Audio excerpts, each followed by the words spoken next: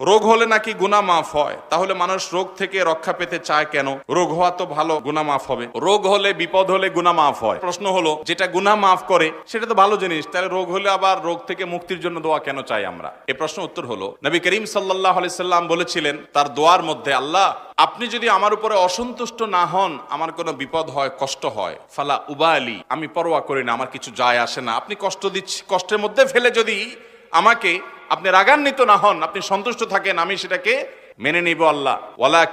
ওয়ালাকিন আফিয়াত, তবে আল্লাহ আপনি যদি আমাকে সুস্থতা দান করেন, সুখে রাখেন, স্বাচ্ছন্দ্য দেন, অসুস্থ না হয়ে যদি আমি সুস্থ থাকি, তাহলে আউসাউলি, তাহলে সেক্ষেত্রে সেটা আমার জন্য হবে অধিকতর সহজ, সহনীয়, আমার জন্য কল্যাণকর, আমি সেটা চাই। কিন্তু যদি অসুস্থ দেন, আমি সন্তুষ্ট। তাহলে বোঝা গেল যে অসুস্থ হলে, রোগ দিলে আল্লাহ রাব্বুল আলামিন আমরা সন্তুষ্ট হব, কারণ এর মাধ্যমে আল্লাহ গুনাহ মাফ করবেন। কিন্তু যদি আল্লাহ তাআলা সুস্থতা দান করেন, তাহলে আরো বহু গুনাহ মাফের উপায় আমি বের করতে পারব।